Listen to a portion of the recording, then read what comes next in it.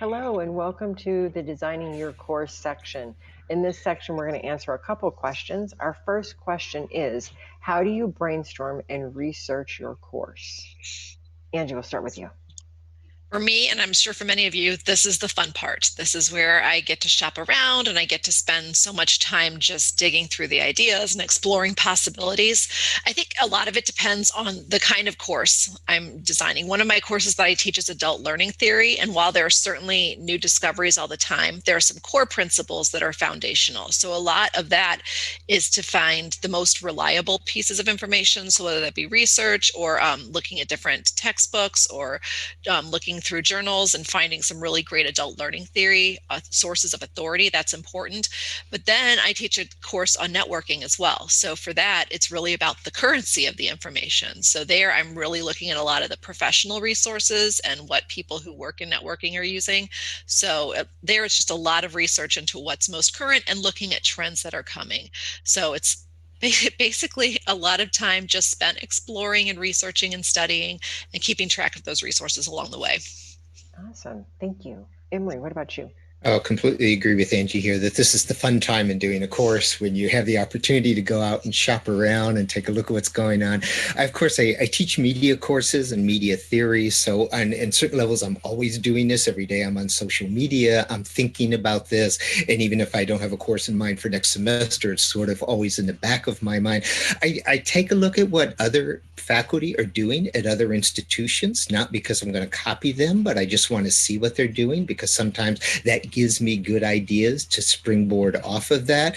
And of course, I also think about who are my what kind of students am I going to have for this course? Am I, what are the prerequisites? Are my students going to be at the advanced level, at the beginning level? Are they working professionals, or are they just going to school full time? Because that will shape the kind of materials that I will use in designing a course.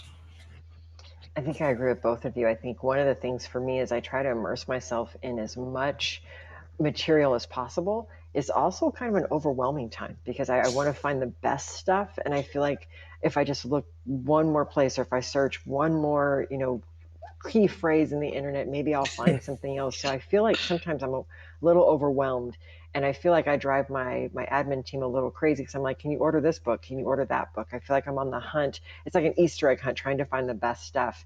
So I think the thing that I do most is really starting out with simple internet searches, looking at maybe the course title, who else is teaching it. I've even gone as far as to talk to some of those different faculty members at different schools to say, what have you done? What books are you using? What articles have you read? What articles have been helpful? And kind of starting there and then really diving in. I'm teaching a human centered design course this semester. And we started off thinking design thinking, then we got into human centered design. So it's really kind of playing around with it. I also kind of run some ideas by students just to say, okay, what do you think about this? What do you think about this book? As I'm trying to figure out different pieces, and I basically have like a box. I get a physical box and I start collecting things. I print things. I find articles and just try to immerse myself in as much as what I can find just so that I have options. And then from there, I sit down and try to, shape the course and whittle things away because you can't have, 150 readings. You can't have, 5 books. So then I try to figure out what is the most up to date, what's the most current, really looking at those different tools that will help students and create a fun educational course. Other thoughts on this one, guys? The only thing I would add is that I think it's important. I always think it's important to have someone take a look at it as I'm going through my research. I keep it kind of all in one big Google Doc. And I always ask a colleague, can you just look? And because once I spend too much time in it, gaps will develop and I don't see them because I've been in it for too long. So I think that's important as well. I think that's really helpful is having that buddy. Even what we've kind of developed courses together. So I've had people that I've worked with, but then also if another faculty member is developing a course, I'm like, can we work together? Can I review your stuff? You review my stuff, and that's been really helpful. Other thoughts, Emery?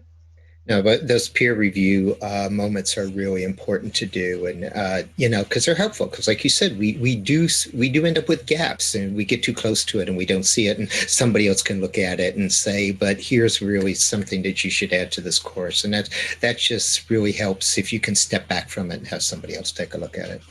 Awesome. Thank you. We'll see you in the next video.